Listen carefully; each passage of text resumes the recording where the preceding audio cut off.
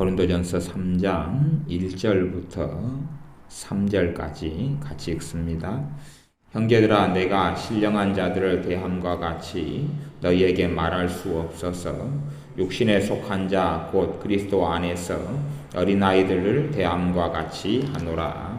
내가 너희를 젖으로 먹이고 밥으로 아니하였노니 이는 너희가 감당치 못하였음이거니와 지금도 못하리라. 너희가 아직도 육신에 속한 자로다. 너희 가운데 시기와 분쟁이 있으니 어찌 육신에 속하여 사람을 따라 행함이 아니리요. 아멘. 성경은 꽤 이중적인 부분을 많이 지니고 있습니다. 이중적인 부분. 그렇기 때문에 어느 쪽에 치우쳐버리면 교리도 어그러지고 흐트러지고, 특별히 성경의 66권 전체의 중심을 이야기한다 그러면 신학적으로는 구원론이 성경의 중심이다 그렇게 말할 수가 있습니다. 그런데 그렇지만 꽤 성경을 해석하기 어렵게 이중적인 부분이 존재해서 이렇게 보면 이렇게 보이고 저렇게 보면 저렇게 보일 수 있는 부분들이 꽤 많이 있습니다. 현시대 신앙 가운데 굉장히 좀 애매모호하고 또 헷갈리는 부분 중에 하나가 뭐냐 하면 회개라는 단어하고 그 다음에 성화라는 단어입니다. 회개와 성화. 그래서 지금의 사람들이 많이 주장하고 믿고 있고 또 열심히 특심하고 그리고 하나님 뜻대로 살려고 이렇게 마음 먹고 애쓰고 수고하는 사람들이 회개라는 단어를 굉장히 많이 강조하고 이야기합니다. 그런데 이게 바른 성경적인 회개를 이야기하면 좋은데 그 회개의 개념을 어떤 식으로 중심을 잡냐 그러면 죄를 다 끊어버리고 하나님 앞에서 점도 흠도 없는 상태가 돼야지. 내가 지금 잘못하고 있는 것을 다 정리하고 다 끊어야지 회개다. 그렇게 말하는 주의. 그것을 한 걸음 더 나아가서 이야기하면 그렇게 되면 어떤 문제가 생기냐 그러면 완전 성화의 의미로 회개를 사용하게 됩니다. 요한 1서 말씀에는 죄가 없다 하면 스스로 속이고 하나님을 거짓말하는 자로 만드는 것이다. 그렇기 때문에 요한 1서 1장의 말씀에 의하면 신자는 매일의 삶 속에 어찌되었든 간에 육신에 속해 있는 동안에는 죄를 짓고 살아간다. 이렇게 말할 수가 있습니다. 더 나아가서 요한 웨슬레의 완전 성화에 대해서 어떻게 보느냐. 저는 사실은 가능하다고 봅니다. 하지만 에녹 같은 사람, 엘리야 선지자 같은 극소수의 사람들이 거기에 이르지 않았는가 그렇게 추정하고 생각합니다.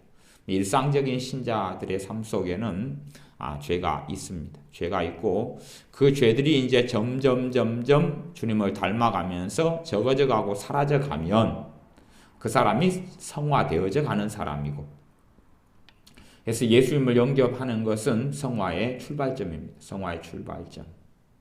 먼저 생각해 보세요. 어떤 사람이 죄를 지으면 구원이 없어질까요? 안 없어질까요? 죄를 지으면 구원이 어떤 특별한 죄에 있어서는 구원이 없어질 겁니다. 저는 그렇게 믿어요. 두 가지 죄. 하나 예수님을 부인하는 죄. 두 번째는 성령 해방죄. 그 죄를 통해서는 구원이 없어집니다. 왜냐하면 그가 예수님을 부인하면 주님께서도 너희가 나를 부인하면 나도 천사들 앞에서 너희를 부인하겠다 말씀하셨기 때문에 그렇고, 예수님이 더 이상 주님이 아닌데 어떻게 예수님께서 구원자가 되시겠습니까? 당연히 예수님을 부인하는 사람은 구원을 받을 수 없습니다.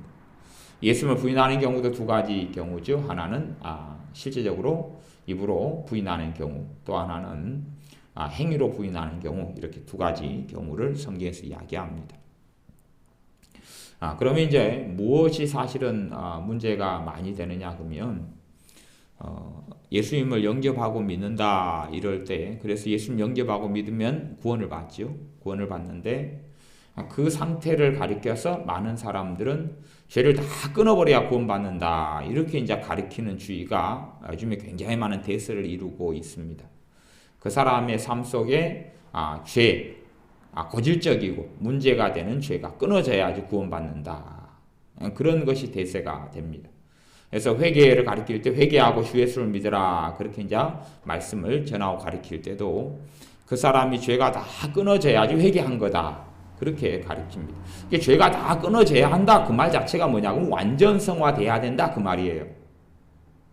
그것은 굉장히 그럴싸한 신학적인 이론이고 가르침인 것 같지만 성경의 가르침하고는 전혀 틀린 것입니다. 어린아이가 사람으로 태어나면 이제 사람으로 태어나서 자라면서 사람이 구실을 해가는 것처럼 신자가 중생하고 새롭게 태어나죠. 새롭게 태어나요.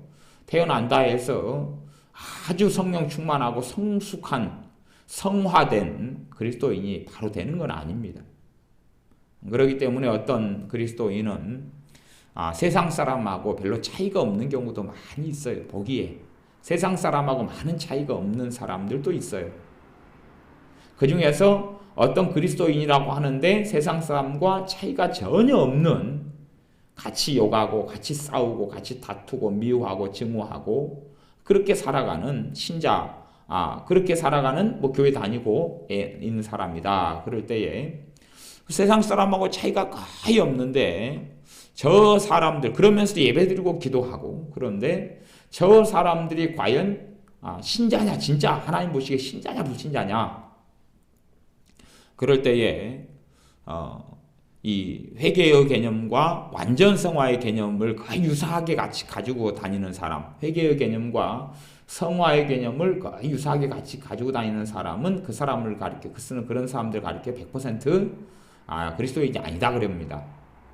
근데 그런 사람들, 세상 사람과 똑같이 살아가는 방식, 생활, 그런 것처럼 보이는 신자인데 그런 사람들 가운데서도 신자가 있을 수 있다는 것을 우리가 알아야 됩니다.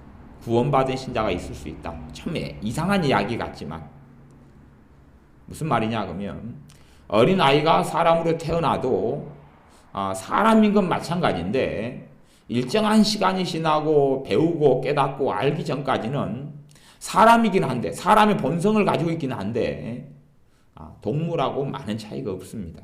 동물하고 차이가 없어요. 오히려 개나 돼지보다 훨씬 미련한 경우가 많이 있습니다. 사람의 그 미련한 어린 시절이 훨씬 더 개보다도 오래 갑니다. 개는 주인을 알아보는데 지엄마 지아빠도 못 알아보는 갓난아이도 아주 많이 있습니다. 그런 것처럼 신자로 예수님을 믿고 거듭나고 중생했어도 그러나 겉의 모습은 세속적이고 세상적인 사람과 다를 바 없는 신자들이 꼭 있다는 것을 알아야 됩니다. 그리고 이제 신자로 살아가다가 어떠한 굉장히 좋지 않은 죄를 지었어요. 아주 악한 죄를 지었어요. 그런다 해서 과연 구원이 상실될 것이냐 하는 질문을 던져보아야 됩니다. 구원에 상실될 것이냐. 많은 사람들은 스스로 생각합니다. 내가 이런 죄를 지었으니까 하나님 나를 용서 안 해주실 거야. 내가 이래도 구원받을 수 있을까? 그런 질문들과 의구점을 많이 가집니다.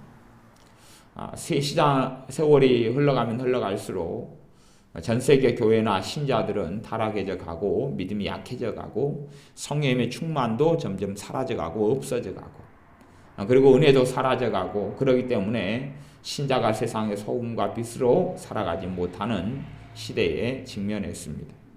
그런 이유 때문에 교회 안에서나 신자들 속에서 신앙 개혁의 바람이 불고 있습니다. 개혁의 바람. 하지만 참된 신앙 개혁이나 신앙 부흥은 성령님이 아니면 가능하지 않습니다. 성령님이 없는 신앙과 개혁은 존재할 수가 없는데 많은 이제 그런대로 열심히 믿어보려고 하는 사람들이 교회를 비판하고 비난하고 신자를 비판하고 비난하면서 스스로 개혁하려고 그러고 또한 사람들을 개혁시키려고 책을 쓰기도 하고 가르치기도 합니다. 그러다가 어떤 폐단과 문제가 또한 발생하냐 하면 끊임없이 사람을 정죄하고 공격하고 비난하고 잘못을 고치라고 가르치고 책망하고 정죄합니다. 그리고 그러한 책망과 정죄를 설교를 통해서나 가르침을 통해서나 책을 통해서 듣는 사람들은 자신의 행동을 고치지 않으면 구원받지 못한다 하는 심각한 딜레마에 직면하게 됩니다. 그리고 그렇게 살다가 삶 속에 자기가 생각하기에 도저히 용납할 수 없는 어떤 죄를 짓거나 그러한 문제거리를 품고 있는 경우에는 내가 과연 이래도 구원받을 수 있을 것인가? 나는 구원받지 못할 것이다. 내가 이러고도 정말 회개한 신자인가 하는 이제 자신의 신앙의 정체성에 의문을 가지게 됩니다. 그런 부분이 굉장히 사실은 좌우로 치우치기 좋은 그러한 참으로 어려운 고비나 어려운 질문이다 이렇게 말할 수가 있습니다. 딱 부러지게 어떻게 이야기하기는 꽤 어려운 문제에 직면하게 되는 것이 그런 경우입니다. 많은 신자들이 특별히 열심히 믿어보려 하고 말씀대로 살려 하고 그렇게 애쓰는 신자들 가운데 그러한 참 어려운 질문에 스스로 하는 공경과 곤란에 빠지는 사람들이 많습니다. 왜 그러냐 하면 우리의 잘못과 허물과 문제를 고쳐보려고 애를 써도 실제로 대부분 불가능에 부딪히기 때문에 그렇습니다. 우리의 문제와 허물을 고쳐보려고 발버둥을 쳐도 사실은 천에 하나 만에 하나 이렇게 고쳐지지 못하는 것을 보게 됩니다. 내가 내 자신의 허물을 가리켜서 고쳐야지 아무리 노력해도 그런 열매를 사실은 거두는 것은 불가능합니다. 그러다가 이제 어떠한 사람들은 보면 마음 먹은 대로 행동한 대로 고치려고 애쓰는 대로 고쳐지는 사람도 있어요. 그런 사람이 없잖아 있는 것이 문제가 됩니다. 사실은 그렇습니다. 고치려고 애를 쓰는데 고쳐져요. 고쳐지기 때문에 그런 사람들은 더 다른 사람들 정죄하고 공격하기가 좋습니다. 그런데 진실로 그 사람의 삶 속에 파고 들어가면 그 사람이 마음 먹고 행동을 고치려고 마음 먹어서 고쳐지는 이유는 실제로 존재합니다. 그 이유는 자신의 의지력이나 자신의 거룩함 때문이 아니라 은혜가 그 사람에게 있기 때문에 그렇습니다. 하나님의 은혜가 있고 성령님의 도우심이 있고 성령님의 역사가 있기 때문에 그 사람이 마음 먹고 생각한 것으로 행동도 고쳐지고 말도 고쳐지고 삶도 고쳐지는 경우가 많습니다. 성령님의 도우심이 아니면 자신의 어떠한 삶도 스스로는 변화시킬 수가 없습니다. 스스로는 달라지게 할 수가 없습니다.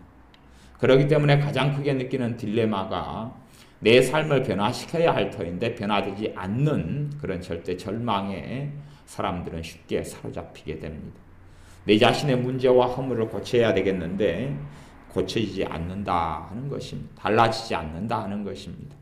고치려고 1년, 2년, 3년, 5년, 10년을 애쓰고 발버둥 쳐도 그렇게 쉽게 고치지 않는다 하는 것입니다. 달라지지 않는다 하는 것입니다.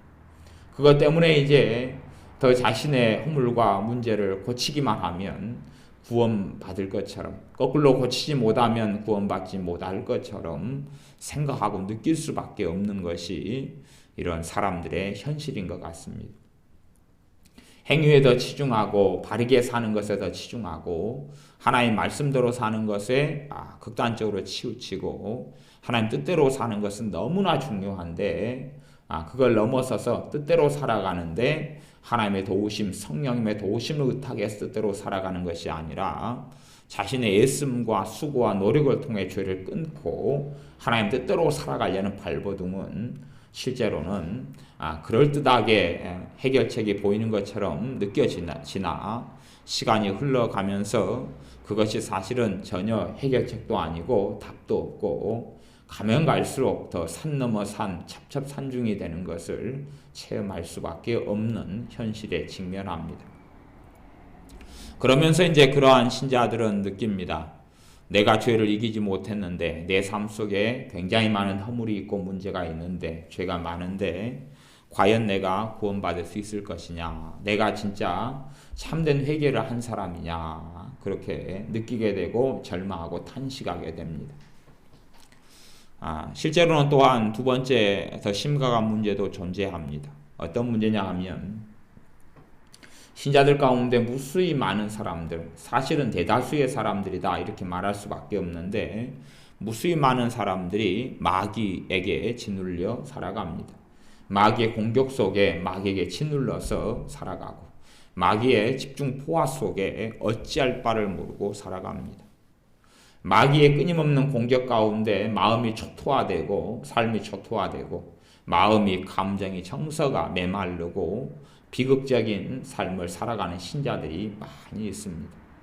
하지만 영적인 세계를 알지 못하고 영적인 실체, 영적 전쟁, 마귀에 대해서 알지 못하고 또한 더불어 신자가 가지고 있는 그리스도 안에서 가지는 권세에 대해서 알지 못하고 또 믿음이 연약하기 때문에 믿음으로 인하여 마귀를 물리치는 것을 알지 못한 상태에서 영적인 세계를 모르고 마귀의 공격을 끊임없이 마음과 감정과 생각과 삶 속에 받고 살아가는 신자들이 굉장히 많습니다. 그런데 이런 신자들이 영적인 본질, 실체, 마귀에 대해서 알지 못하기 때문에 작은 마음에 드는 범민, 고통의 원인을 다 자신에게 돌립니다. 마귀가 외부에서 감정과 마음과 생각을 주는데 자신 내부에 있는 문제처럼 생각하고 자신과 싸움을 시작합니다. 하지만 허공에 치는 것처럼 자신과 싸움에선 결코 이길 수가 없습니다. 왜냐하면 자신과 싸움이 아니라 마귀하고 싸움인데 외부에서 절망과 탄식이 들어오는 경우가 많은데 자기의 생각과 감정과 자신의 어리석음과 허물로 알고 고치려고 아무리 애를 써봐야 연기가 손에 잡히지 않고 물이 손에 잡히지 않는 것처럼 공기가 손에 잡히지 않는 것처럼 그렇게 헛된 수고와 노력을 하는 신자들이 굉장히 많습니다.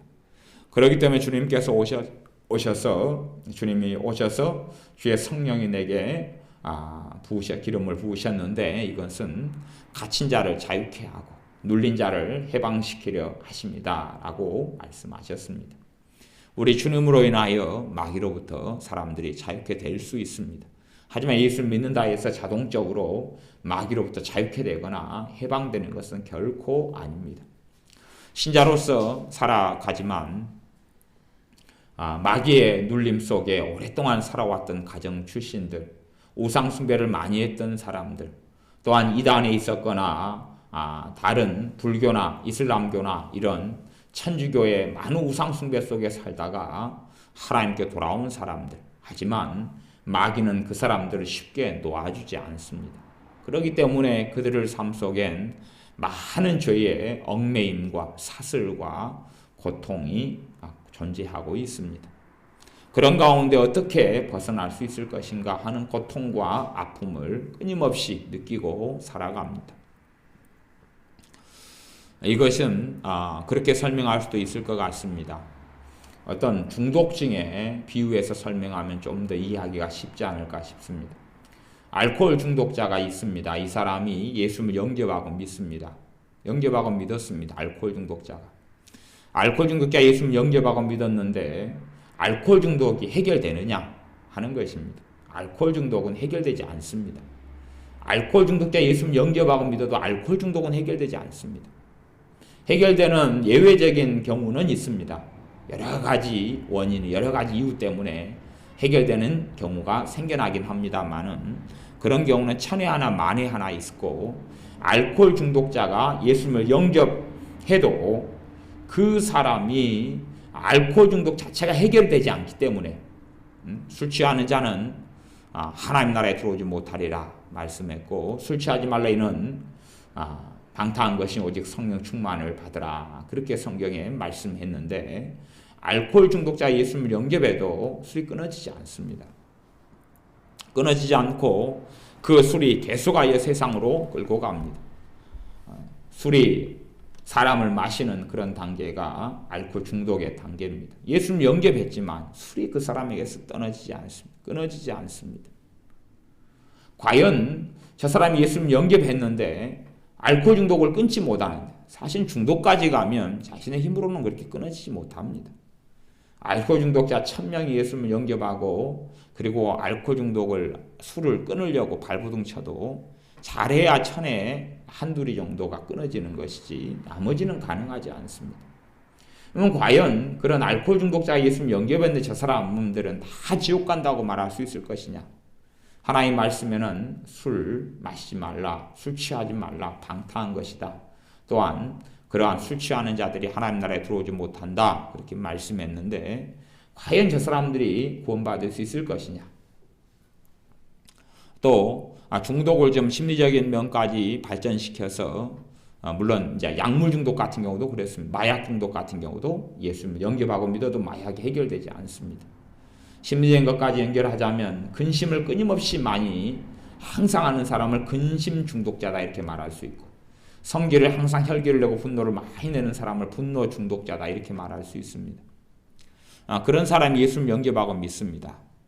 그런데 그러한 분노라든지 근심이 쉽게 끊어질 수 있느냐 하는 것입니다. 실제로 이런 알코올 중독이나 또한 약물 중독, 마약 중독, 근심에 휩싸이고 이런 경우들의 많은 경우가 예수님을 영접한 상태로는 사실은 끊어지거나 결박이 풀어지지 않고, 예수님을 영접한 것을 넘어서서 성령 세례를 받을 때에 많은 경우에 해결되는 것을 볼 수 있습니다. 그러면 성령 세례까지 받아야 구원받는 사람이냐? 그럴 때 그건 아니다. 그렇게 말할 수 있는 당연한 거죠. 성령 세례 받지 않아도 구원받지요. 성령 세례는 신자로서 믿음을 지켜나가고 주님의 증인된 삶을 살기 위하여 필요한 게 성령 세례입니다. 예수님 영접한 상태로서는 사실은 죄를 끊고 이기기 어렵습니다. 자신의 힘과 능력으로는 죄와 싸워서 넘어지고 쓰러집니다. 그렇기 때문에 성령 세례 받지 않은 신자들은 항상 예수님을 등질 위기 상황 속에 살고 있는 것이 그들의 실제적인 삶의 모습입니다.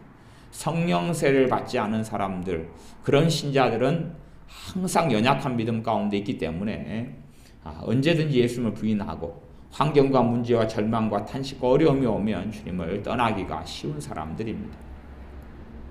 물론 성령 세례를 받은 사람이라 해서 물론 예외가 되는 것은 아닙니다. 왜냐하면 성령 세례를 받고 난 다음에 큰 성령의 역사하심과 은혜를 받았어도 너희는 성령을 소멸치 말라 하는 말씀처럼 성령님의 역사하심을 죄 짓고 고의적이고 악의적임으로 성령님의 역사가 소멸돼 가고, 그리고 성령 세례 받기 전의 상태로 너무나 자주 돌아가는 것이 일반적인 신자들의 모습이고 상태이기 때문에 그렇습니다.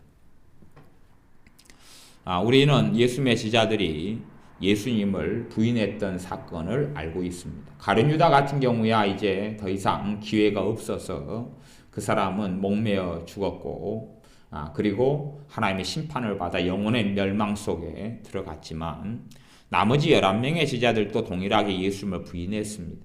예수님을 부인했는데 한번 생각해 보세요. 11명의 제자들이 예수님을 부인했는데 그 제자들이 예수님을 부인한 순간에 구원을 이뤘을까요? 안 이뤘을까요? 그 질문을 한번 해봐야 됩니다. 예수님을 부인했는데, 그런 베드로가 대표적인 경우지요. 베드로가 대표적으로 3번씩이나 예수님을 부인했습니다. 예수님을 부인했는데 베드로가 예수님을 부인한 순간에 구원을 이뤘을까요? 안 이뤘을까요? 하는 질문을 던져보아야 됩니다. 왜냐하면 예수님을 부인하는 베드로의 죄처럼 이 땅을 살아나가면서 큰 죄는 찾기가 어렵기 때문에 그렇습니다. 그 죄가 간음한 죄이든 살인죄이든 간에 예수님을 베드로가 부인한 죄보다 그 죄가 더 크다 이렇게 말할 수는 없습니다. 그런 예수님을 3번씩 부인했던 베드로의 죄로 인하여 베드로가 구원을 과연 상실했을 것이냐 하는 점입니다. 구원을 상실했다면 사도직도 바로 폐해지고 없어지는 것이지요. 하지만 그렇게 예수님을 부인했음에도 불구하고 사도직이 그대로 유지가 됐고, 그리고 구원도 상실되지 않았다는 것을 알 수 있습니다. 왜냐하면 주님께서 부활하신 후에 주님께서는 주님의 사람들에게만 나타나셨어요. 주님의 사람들에게만 나타나셨는데 그때 베드로에게 나타나시고 제자들에게 나타나셨어요. 먼저 어떤 사람들은 그 중간에 제자들이 회개했으니까 그렇다, 그렇게 이제 설명하고 말할 수 있을 것이에요. 그러면 생각해 보세요. 사람들은 굉장히 많이 이렇게 끊지 못하는 반복적인 죄를 가지고 이야기를 많이 끄집어내고 말하는 경우가 많습니다. 그러면 예수님을 부인하는 그런 상황이 또다시 똑같은 그런 겟세마네 동산과 골고다 언덕을 걸어가고 그렇게 예수님을 똑같이 부인하는 상황이 평생 가운데 다시 오기가 쉬울까요? 어려울까요? 어렵지요. 그런 죄는 다시 짓기는 어렵잖아요. 그러니까 그 죄를 반복하지 않았으면 회개가 됐다. 그렇게 말하는 것도 사실 우스운 것입니다. 우스운 것이에요. 그렇게 예수님을 부인했다 할지라도 실제로는 제자들의 마음 가운데 그들의 두려움과 그들의 연약함으로 인하여 주님을 부인했지 실제로 마음속에서 심령 속에서는 주님을 부인한 적이 없기 때문에 그렇습니다. 하지만 겉으로는 분명히 주님을 부인한 죄를 지었습니다. 하지만 그들의 구원을 상실하거나 잃어버린 것은 결코 아닙니다.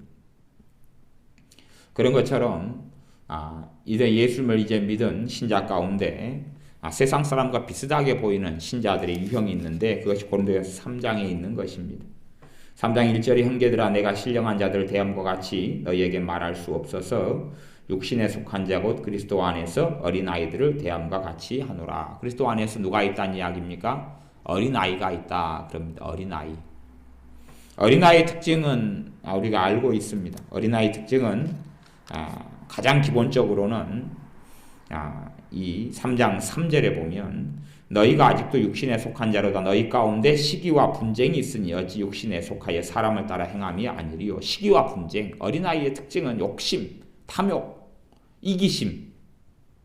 심지어는 약간은 어린아이라 해도 새롭게 동생이 태어나면 동생에 대해서 엄마의 사랑을 뺏겨서 시기하고 질투하고 동생을 몰래 쥐받고 그러고 살지 않습니까? 아이의 특징은 자기밖에 모른다 그런 것이. 어린아이의 특징은 이기적이에요. 이기적.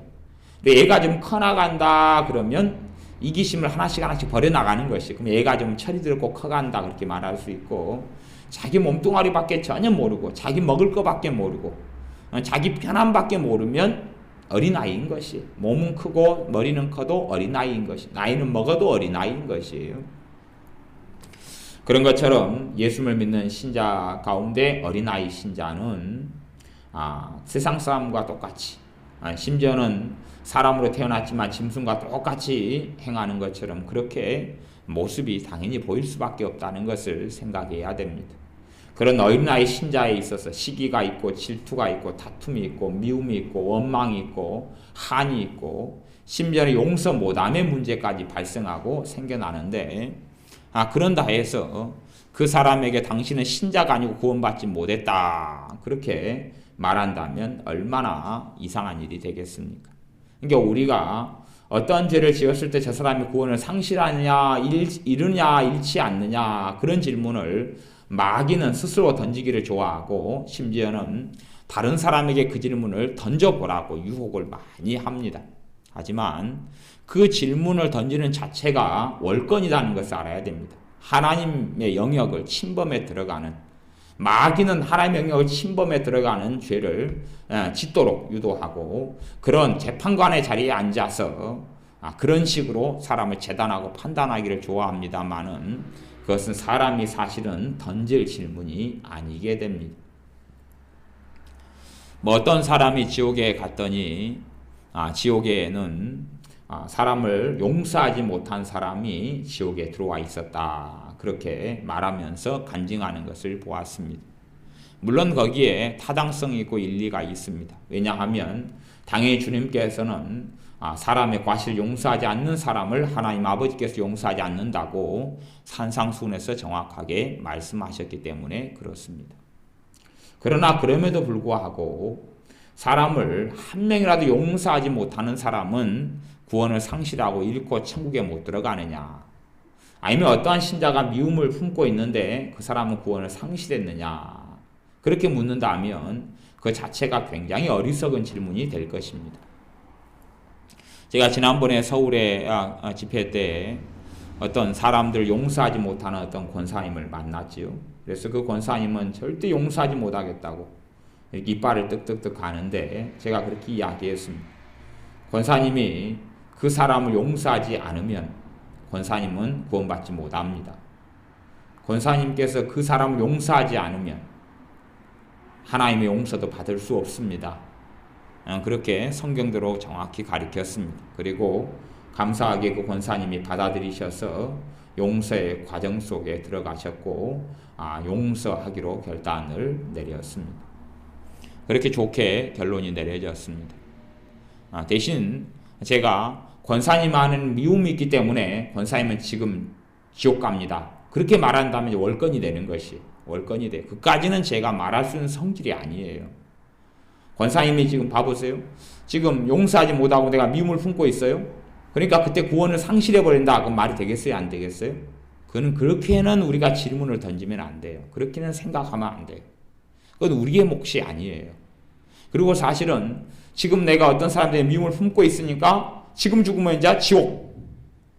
생각해 보세요. 우리가 어떤 사람과 싸워요. 아니면 어떤 사람에게 피해자로서 그냥 폭행을 당했다고 생각해 보세요. 폭행을 당했어요. 폭행을 당했고 내 안에 이제 그 사람에 대한 어떤 막 분노가 있을 거 아니에요. 분노가 있지요. 분노가 있으면 성령님께서는 뭐라 그래요? 우리 마음에 감동을 주시면서 용서하라고 그래요. 용서하도록 감동을 주셔요. 근데 하루 종일 지나면서 폭행당한 게 너무나 억울하니까 하루 종일 또 용서 안 할 수 있어요. 또 심지어 성령님께서는 다음 날 되면 용서하시라고 용서하라고 감동을 주셔요. 그럼 그 다음 날에도 용서 안 할 수 있다 그 말이에요. 그러면 내가 제3에서 미움을 품고 있으니까 구원이 그때 바로 상실돼 버렸다. 용서하지 않고 있으니까 그렇게는 말할 수 없다 그 말이에요. 하나님의 자녀이기 때문에 자꾸 성령님께서 용서하라고 감동을 주시잖아요. 물론 쭉 가다 보면 어느 한계가 마지노선이 존재합니다. 존재해요. 하지만 일반적으로 그런 마지노선까지 가는 경우는 굉장히 드문 경우고 용서하지 못하는 상황을 가지고 있어도 성령님께 용서하라 그러고 그때 죽는다면 그건 구원받는다고 저는 믿어요. 그리고 실제로는 우리의 삶 가운데 20년, 30년 전, 50년 전에 용서 못하는 사람들이 있었겠죠. 가령 깨복쟁이 친구들 가운데 초등학교의 애들 가운데 얼마 다투고 싸운 경우가 많이 있어요. 신앙도 없고 믿음도 없었는데 그런 애들과 다 이제 수십 년 전에 다 헤어졌는데 용서의 문제를 다 해결한 건 아니잖아요. 걔를 알지도 못하고 이름도 생각 안 나는데 싸우고 다퉜는데 그래도 결국은 용서 못하는 문제는 남았을 거예요. 걔를 만나지 못하고 알지 못하고 그 사건도 생각도 안 나니까. 그때는 미워하고 싫어했는데 그런 의미에서라도 우리는 용서 못하는 문제를 다 가지고 있어요. 근데 실제로 지금 현재 직면한 상황 속에서 내가 어떤 사람을 용서할 수 있는 것이냐 하는 것에 주님은 너가 용서하느냐고 사실은 묻는 것입니다.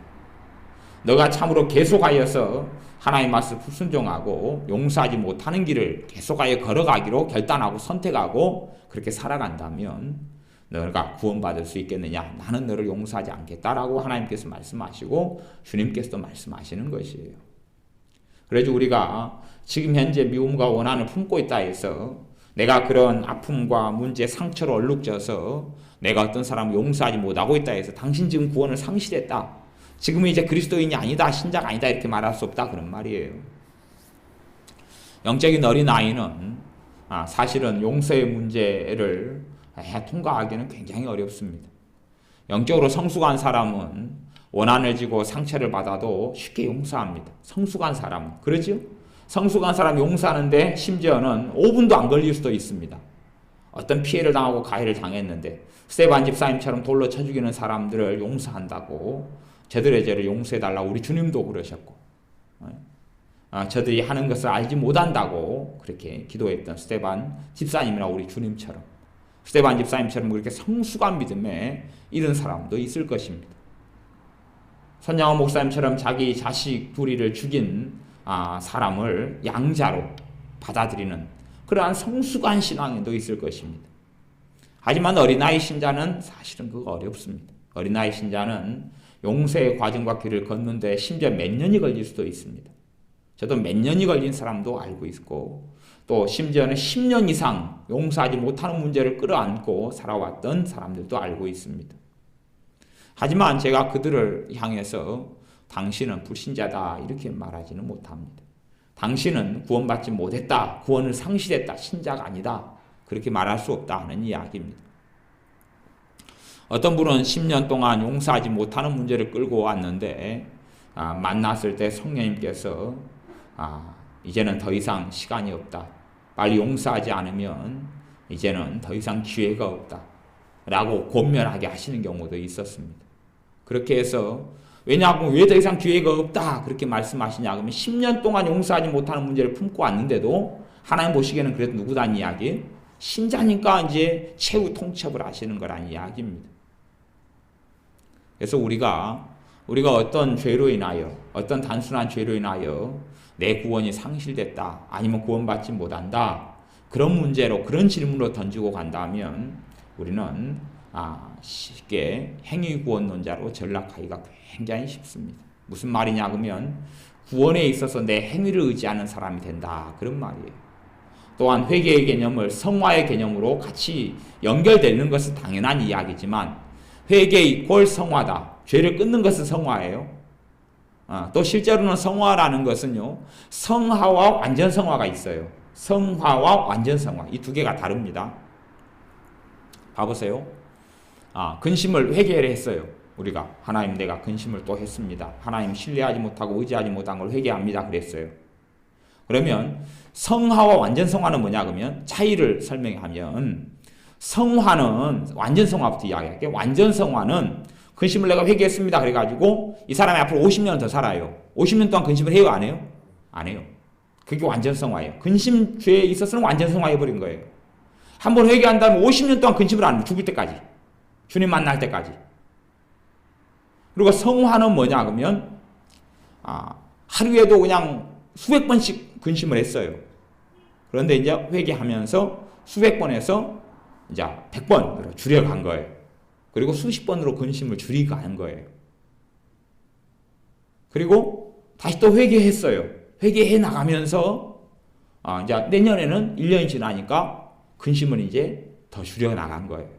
옛날보다. 옛날에는 그냥 옛날에는 100% 그냥 만땅으로 근심을 했다고 치면 한 80% 근심, 또 해가 지나면서 80%에서 또 90%가 되기도 했다가, 그래도 또 해가 지나니까 또 60% 내려왔다가 50% 근심, 30% 근심, 이렇게 이게 성화돼 간다, 그런 말이에요.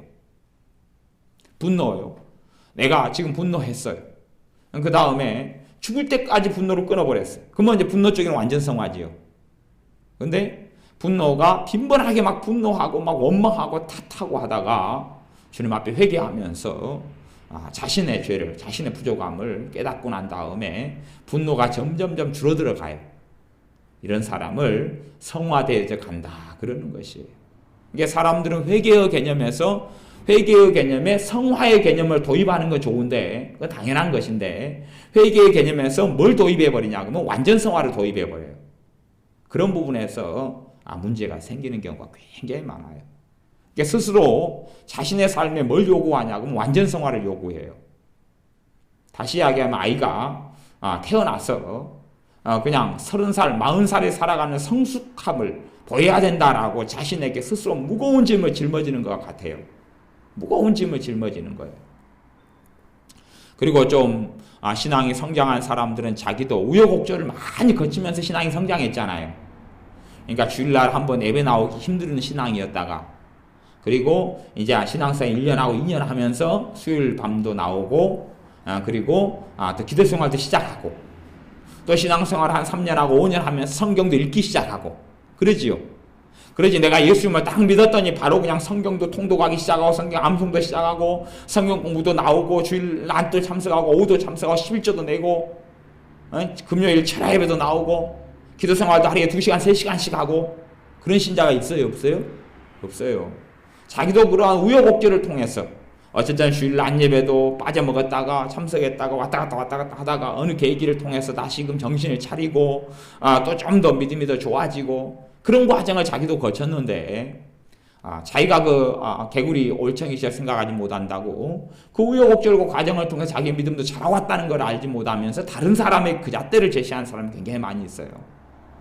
그런 목회자나 또 그런 신자들 가운데서 자기가 어떤 지금 삶을 살고 있으니까 은혜로 된 삶인 줄 생각하지 못하고 다른 사람의 그 잣대를 제시해. 내가 지금 이렇게 살고 있으니까 나처럼 살아야 된다.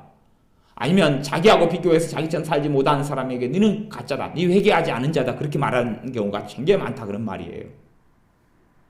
근데 자신도 예수님 영접하고 믿어가지고 성령의 도우심과 회개케 하심을 따라서 점점 믿음이 자라온 거란 말이에요. 과정을 통과했다, 그런 말이에요. 또 지금도 통과하는 중이고, 그런 이유 때문에 믿음이 어린 사람이 있다는 걸 알아야 됩니다.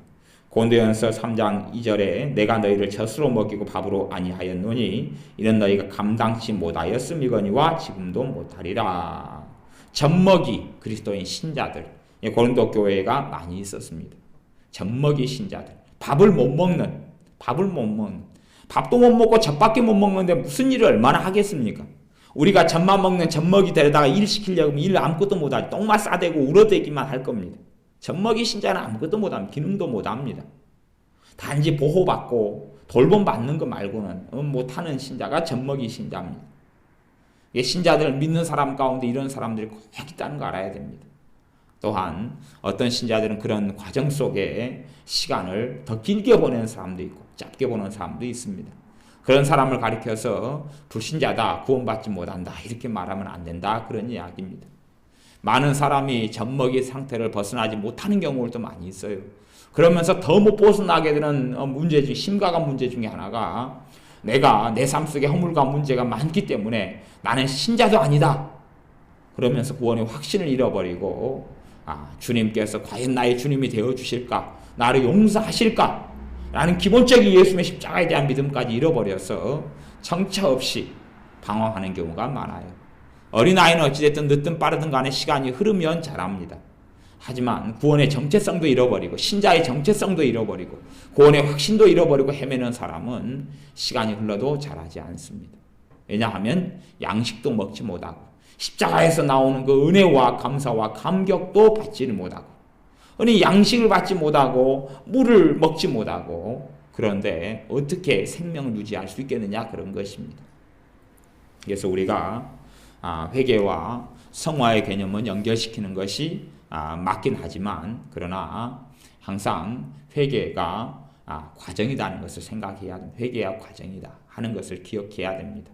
회개의 과정이라는 것을 꼭 그 단어를 넣으면 그렇게 오해하는데 곡해하고 그래서 문제를 일으키는 것이 덜해집니다.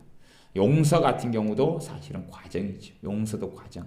한번 한 상처를 받은 사람에 대해서 용서합니다, 용서한다 한마디 해가지고 감정이 정리되거나 말끔히 마음이 청소되는 경우는 거의 없습니다. 과정인 것이. 회개도 과정을 통과하는 것이 그것을 성화라 그럽니다. 하지만 어떤 회개 자체가 완전 성화다, 진짜 회개한 사람 그 죄를 완전히 끊어버렸다 그렇게 말한다면 그것은 어불성설이 될 것입니다. 회개의 과정 속에 들어가는 것입니다. 그런 의미 속에 신자 가운데도 어린아이 신자가 있고 또 성숙한 신자가 있고 육신에 속한 이런 신자들이 존재하고 영에 속한 신자들이 존재한다 하는 것을 기억해서 자신에게 스스로 과다한 요구를 하기보다는 성령님의 충만하심과 도우심을 통해서 죄를 극복하고 승리해가며 성화된 신자, 성숙한 신자가 우리 자신이 되며 또한 다른 사람들이 주님의 도우심과 은혜를 받아 또 각 지체의 도움을 받아 같이 영적인 어린아이가 자라고 성장해서 성숙한 신자가 되도록 또한 우리가 섬기고 우리가 그러한 성숙한 신자들이 되어야 될 것입니다. 기도하겠습니다.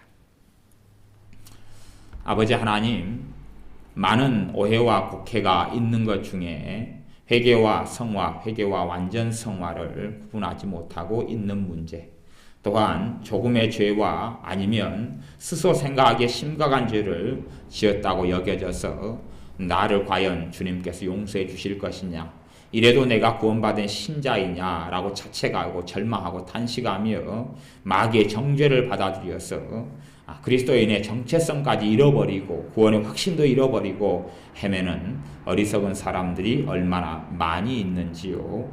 행위를 의지하지 않고 주님의 십자가를 의지하는 자녀들이, 주님의 자녀들이 우리가 되게 하여 주옵소서.